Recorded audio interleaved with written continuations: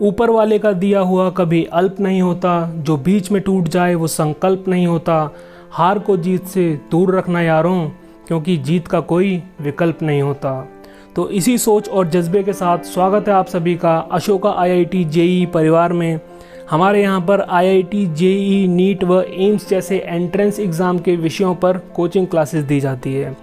खासकर अगर मैथ्स की बात की जाए तो हमारे इंस्टीट्यूट के फाउंडर व फैकल्टी मिस्टर AK सिंह की ख्याति पूरे क्षेत्र में फैली हुई है, क्योंकि वह मैथ्स पढ़ाते ही नहीं सिखाते हैं। शिक्षा के क्षेत्र के लगभग 24 सालों के अनुभव और अपनी मजबूत फैकल्टीज़ के साथ मिस्टर AK सिंह सफलता से इस इंस्टीट्यूट को चला रहे हैं।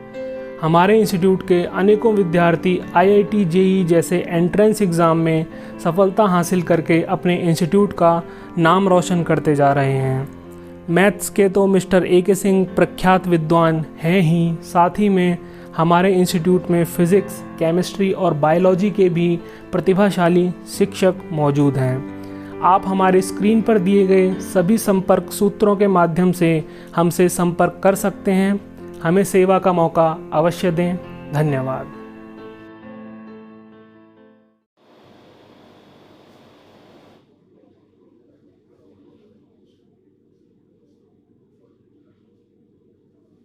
हेलो स्टूडेंट्स,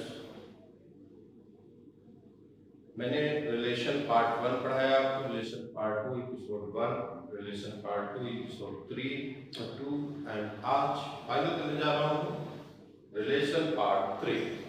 मैंने पिछले लेक्चर में आपको कहा था कि अभी हम दो थ्योरम प्रूव करेंगे। First theorem is the intersection of two equivalence relations on a same set is also an equivalence relation, but the union of two equivalence relation on the same set need not be an equivalence relation. दूसरे words में इन्हें क्या लिखा जा सकता है?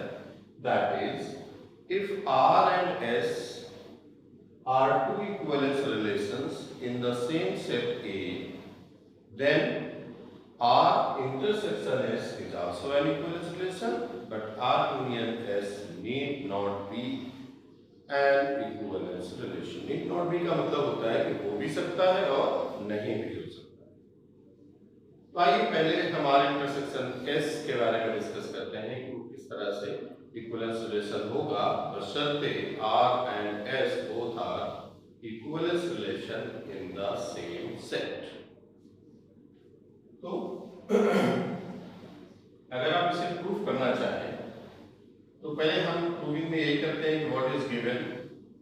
Given है R and S are two equivalence relations on same set A. आप मुझे बताइए कि अगर R and S are two equivalence relations in the same set A means R और एस दोनों रिफ्लेक्सिव होंगे, दोनों सिमेट्रिक होंगे एंड दोनों ट्रांजिटिव भी होंगे। Means R is reflexive, symmetric and transitive. Similarly, S is also reflexive, symmetric and transitive. Means R and S both follow the conditions of reflexivity, symmetricity and transitivity. To prove, क्या prove करना है हमको? R intersection S is an equivalence relation.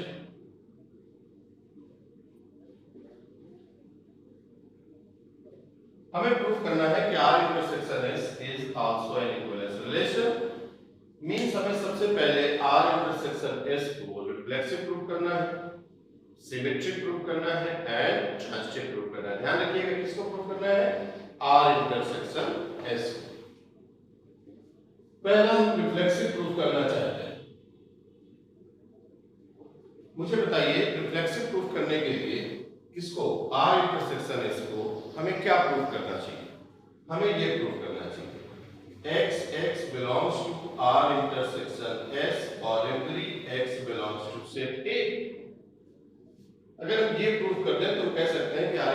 Intersection S reflexive होगा। क्यों? क्योंकि हर एक element ए का अपने आप से रिलेटेड है with the relation R intersection S.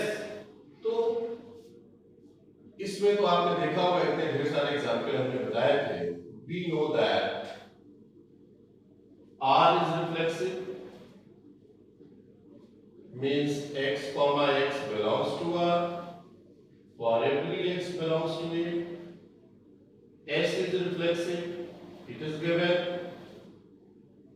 means x comma x belongs to S, for every x belongs to A. और आपको पता है कि कोई भी एलिमेंट इस R में है वही एलिमेंट S में है, means x comma x दोनों के इंटरसेक्शन में भी होगा। इंटरसेक्शन में वही एलिमेंट होते हैं जो दोनों सेट में अवेलेबल होते हैं। तो आप देख सकते हैं x, x R में भी है, x, x S में भी है। तो x, x ordered pair R intersection S में भी होगा, बट ऑब्वियस है, मींस हमने ये प्रूव कर दिया कि R intersection S is reflexive. तो बिल्कुल हम प्रूव कर रहे थे R intersection S is an equivalence relation, और हमने प्रूव कर दिया फर्स्ट थिंग कि R intersection S is reflexive. Symmetric के लिए आपको अच्छी तरह से पता है कि जिस भी रिलेशन को हमें सिमेट्रिक प्रूव करना होता है, उस रिलेशन में हम सबसे पहले एक एलिमेंट लेते हैं या ऑर्डर पेयर एक लेते हैं। ऑर्डर पेयर को का जस्ट रिवर्स दिखाते हैं कि वो भी ऑर्डर पेयर उस रिलेशन में है। तो हमें अगर R इंटरसेक्शन S को सिमेट्रिक दिखाना है, मींस हमको लेना पड़ेगा x, y belongs to R intersection S। ये order pair arbitrary order pair है जिसे हमने लिया। R इंटरसेक्शन S का आर्बिट्रेरी एलिमेंट है ये x, y ऑर्डर पेयर, और हमें शो करना है for symmetricity y, x R intersection S में होना चाहिए। मुझे बताइए x, y अगर R इंटरसेक्शन S में है, मींस x, y R में भी होगा एंड x, y S में भी होगा। इंटरसेक्शन की प्रॉपर्टी ये कहती है कोई भी एलिमेंट A और B के इंटरसेक्शन में है तो वो एलिमेंट A में भी होगा एंड B में भी होगा, वही मैंने लिखा है। अब आपको पता है कि R क्या है? Symmetric, it is given. तो अगर x, y R में है और R सिमेट्रिक है तो y, x भी R में होगा, confirm. Similarly x, y S में है और S भी सिमेट्रिक है, it is given, means y, x भी S में होगा। यहां लिख दीजिए क्यों? क्योंकि R इज सिमेट्रिक। यहां भी लिख दीजिए क्यों? क्योंकि S इज सिमेट्रिक, गिवन है।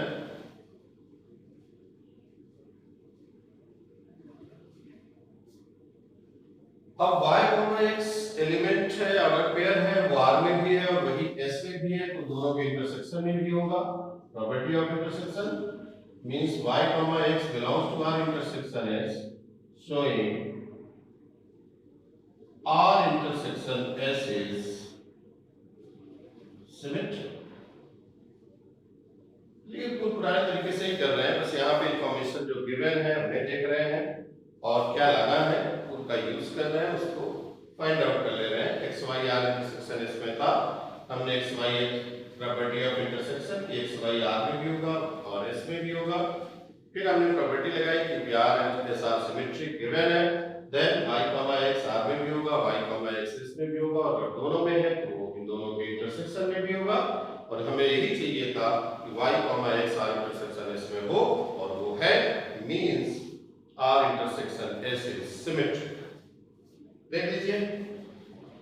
इसके बाद अब हमें R इंटरसेक्शन S को इक्विवेलेंस रिलेशन प्रूफ करने के लिए बस एक चीज और बाकी है, और वो है ट्रांजिटिविटी चेक करना। लीजिए ट्रांजिटिविटी चेक कर लेते हैं।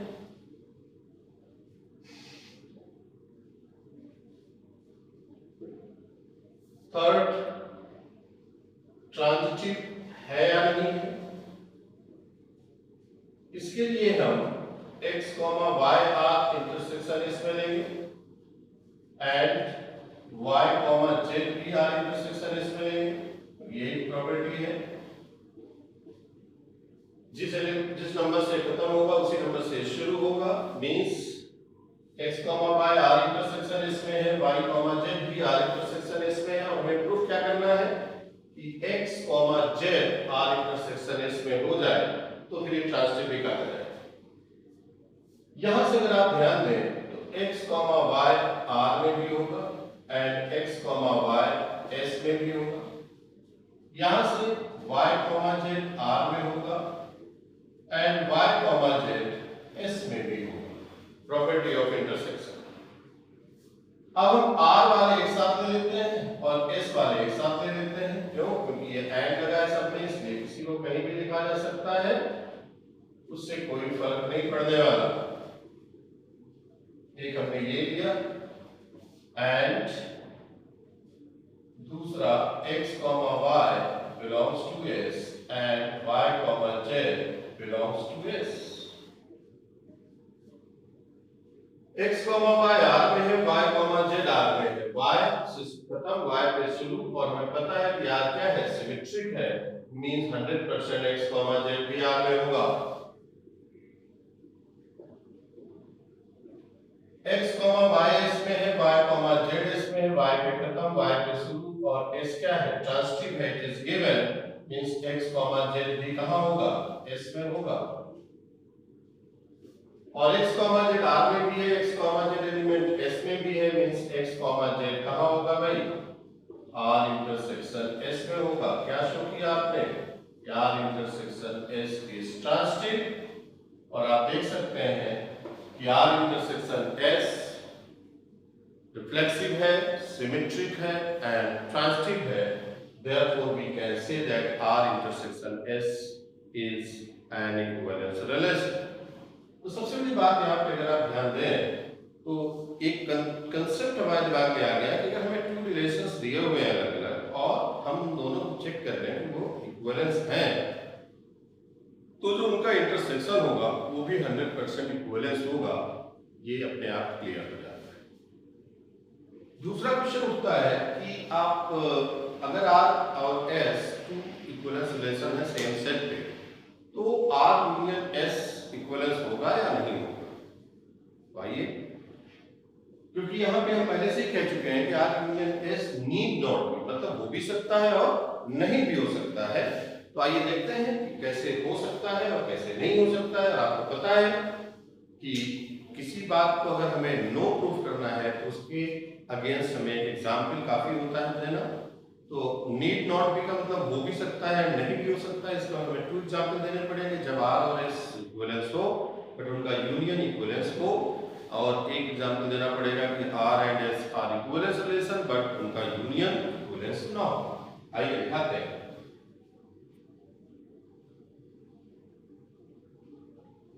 तो जो सेकंड वाला है हमारा, उसके लिए एग्जाम्पल ही काफी है। मान लीजिए हमने एक सेट ले लिया जो हमने शुरुआत में लिया था 1 2 3। हमने रिलेशन बनाया r एंड s, 2 रिलेशन बनाया सेम सेट A में। मान लीजिए हमने r बनाया 1 1 2 2 3 3, s बनाया 1 1 2 2 3 3 1 2 2 1। अगर आप ध्यान से देखें तो ये दोनों रिलेशन इक्विवेलेंस रिलेशन, क्यों? क्योंकि ये रिफ्लेक्सिविटी, सिमेट्रिसिटी एंड ट्रांजिटिविटी की सारी प्रॉपर्टीज को फॉलो करता है। अब हम लेते हैं इनका यूनियन। यूनियन लेंगे r और s का 1 1 2 2 3 3 1 2 2 1। ये हमने यूनियन लिया और ये 100% क्या है, is also an equivalence relation.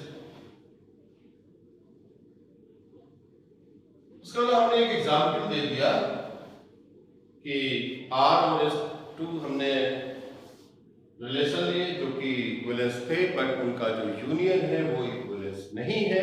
Means ये 100% है कि ऐसा हो भी सकता है कि टू इक्विवेलेंस रिलेशंस का यूनियन इक्विवेलेंस हो।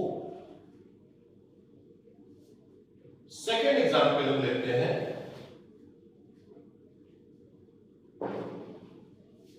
इसी का सेकेंड एग्जाम्पल हमने सेट लिया वही सेम 1 2 3। हमने आर लिया 1 1 2 2 3 3 1 2 2 1।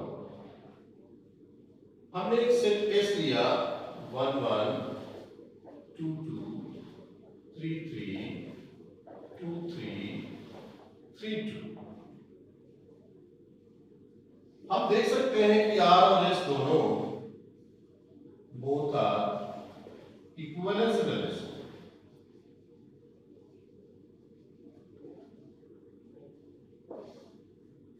Are and S both are equivalence relation. अब हम इनका यूनियन लेते हैं। यूनियन होगा 1 1 2 2 3 3 1 2 2 1 2 3 3 2। ये इनका यूनियन होगा। बताइए रिफ्लेक्सिव है कि नहीं? यस रिफ्लेक्सिव है। क्यों? 1 1 भी है, 2 2 भी है, 3 3 भी है। सिमेट्रिक होगा। यस 1 2 का उल्टा 2 1, 2 1 का 1 2, 2 3 का उल्टा 3 2, 3 2 का उल्टा 2 3। बट ये ट्रांजिटिव नहीं है। आप देखिए ना यहां से 1 2 है और 2 3 है। 1 2 एंड 2 3 भी इसमें बिलोंग कर रहा है। बट 2 पे खत्म 2 पे शुरू, तो 1 3 भी होना चाहिए ट्रांजिटिव के लिए। That does not belongs to R union S. Means R union S is not transitive, hence our union is not equivalence relation। तो देखिए अब सेकंड जो यूनियन की बात थी कि टू इक्विवेलेंस रिलेशंस का जो यूनियन होगा वो इक्विवेलेंस होगा या नहीं होगा। इसके लिए आपने ध्यान से देखा कि हमने एक ऐसा एग्जांपल लिया आर और एस का जिनका यूनियन इक्विवेलेंस था, और एक ऐसा एग्जांपल लिया आर और एस का जिनका यूनियन इक्विवेलेंस नहीं। इसीलिए हम लोग बोलते हैं कि आर एंड एस अगर इक्विवेलेंस रिलेशंस हैं तो उनका यूनियन इक्विवेलेंस रिलेशन होगा, इसकी कोई गारंटी नहीं।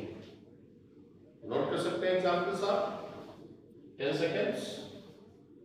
उसके बाद एक और थ्योरम जो मैंने पिछले लेक्चर में डिस्कस किया था आपसे, वो थी कि कोई भी रिलेशन अगर इक्विवेलेंस रिलेशन है किसी सेट में, तो उस रिलेशन का जो यूनिवर्सल रिलेशन होगा वो भी इक्विवेलेंस होगा।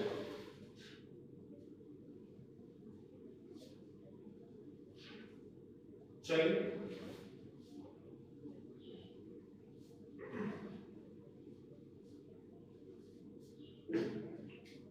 Theorem 2,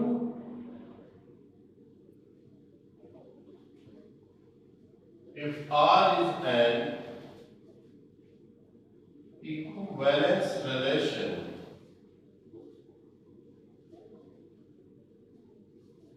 on a set A, then R inverse is also an equivalence relation।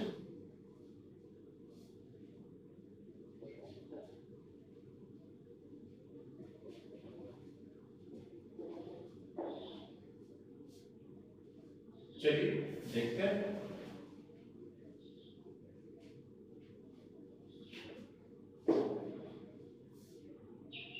Proof करते हैं। गिवन है R is an equivalence relation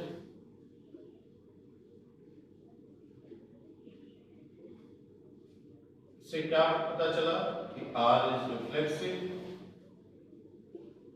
symmetric and transitive।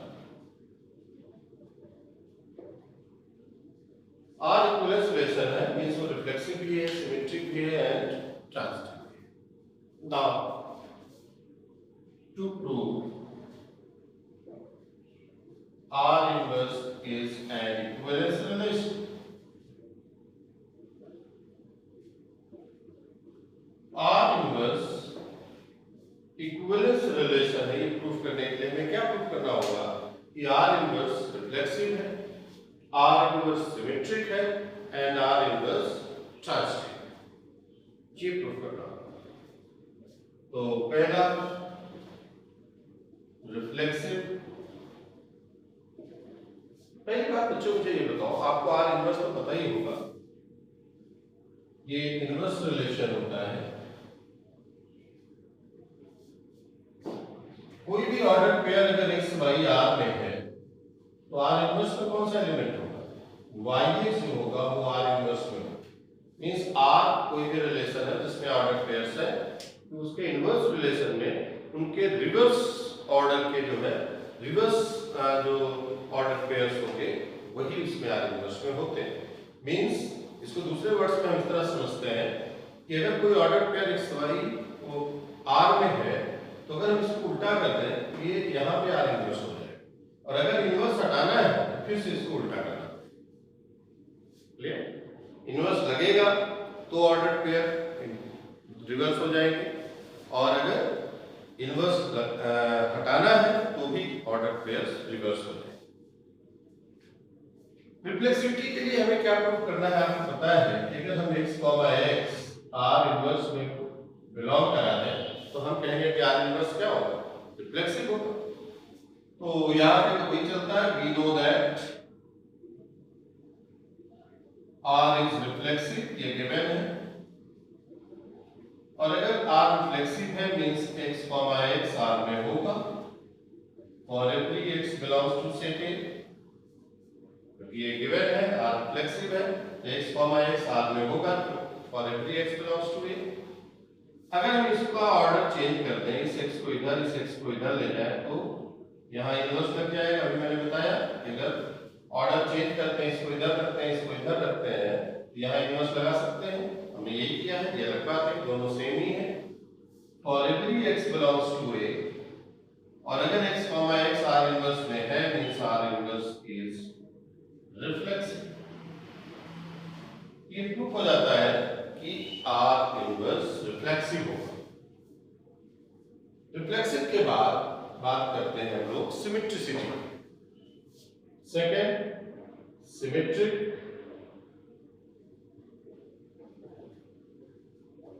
Symmetric relation क्या होता है? जब हम लेके चलेंगे x, y order pair R inverse में है और शो करेंगे कि y, x भी R इनवर्स में होगा। तो मुझे बताइए अगर x, y R इनवर्स में है और इनवर्स हमें हटाना है तो हम इसे लिख सकते हैं y, x belongs to R। क्यों भाई? ये इंटरचेंज करेंगे तो इनवर्स से इनवर्स हट जाएगा, R से इनवर्स हटने के बाद R बचेगा। और अब इसको हम वापस x, y belongs to R लिख सकते हैं। क्यों? क्योंकि R इज सिमेट्रिक। ये गिवन है भाई, R सिमेट्रिक है। यहाँ देखिए हमने इनवर्स की प्रॉपर्टी यूज किया है, ध्यान से देखिएगा, यहाँ हमने इनवर्स की प्रॉपर्टी यूज किया है। इनवर्स हटाया तो इनका ऑर्डर चेंज हो गया, y फर्स्ट हो गया, x सेकंड हो गया। और अब हमने यहाँ फिर से ऑर्डर चेंज किया है, not because of inverse property, because of R is symmetric. R symmetric है इसलिए R अगर कोई भी order pair y, x R में है तो फिर उसका रिवर्स भी R में होगा। ध्यान रखिएगा, यहाँ हमने इनवर्स की प्रॉपर्टी लगाया तो ऑर्डर चेंज हुआ, यहाँ हमने सिमेट्रिसिटी की प्रॉपर्टी लगाया तो आपका ऑर्डर चेंज हुआ है ऑर्डर पेयर का। और अब हम x, y R में है तो फिर से इनवर्स की प्रॉपर्टी लगा दें तो y, x कहाँ होगा? R इनवर्स में होगा। तो आप देख सकते हैं order pair x, y R inverse में है और हमने शो कर दिया कि y, x R इनवर्स में होगा। ध्यान से देखिएगा इस बात को, यहाँ पे बहुत समझने की जरूरत है। यहाँ हमने ऑर्डर चेंज किया है, इनवर्स हटाया है, यहाँ हमने ऑर्डर चेंज किया है, सिमेट्रिसिटी की प्रॉपर्टी है, और फिर यहाँ ऑर्डर चेंज किया है, फिर से इनवर्स की प्रॉपर्टी यूज किया। ये बहुत ध्यान देने की जरूरत है, step by step. And now ये शो हो गया कि R inverse is symmetric. Third है ट्रांजिटिविटी।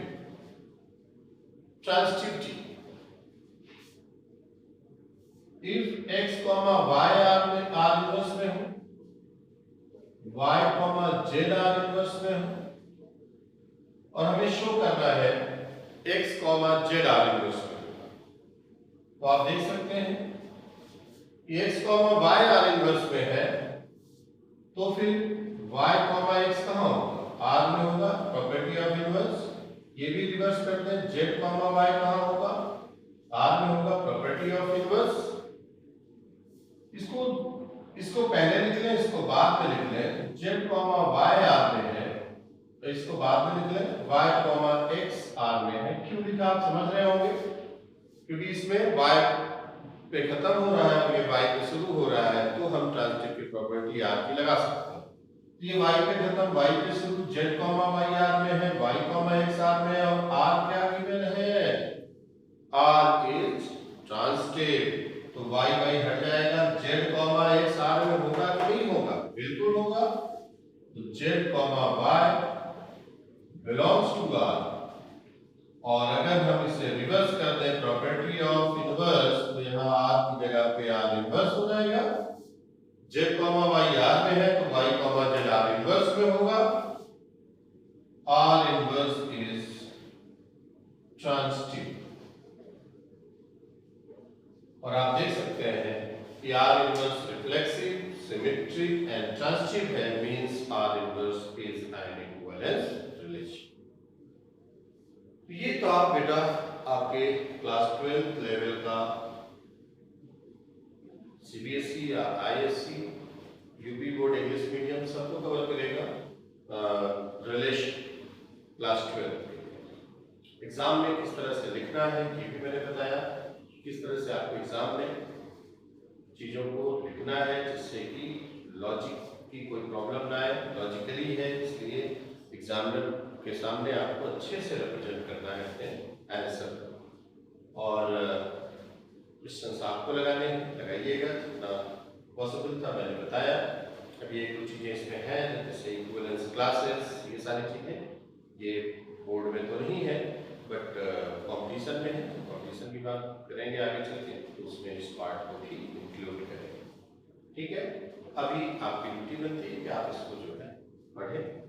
कहीं भी डाउट एक बार रिवर्स कर लें, रिवर्स करके फिर से दोबारा देखें, 3 बार देखें वीडियो को। जैसे जितनी बार आप क्लियर ना हो जाए तब तक देखेंगे, मुझे लग रहा है कि एक बात क्लियर हो। ठीक है, तो मिलते हैं नेक्स्ट टॉपिक के साथ। फंक्शन एक साथ चलेगा and matrices and determinant algebra का पार्ट है, ये कंप्लीट कर लें जिससे कि फिर हम कैलकुलस पे आ जाए सीधे से। ओके।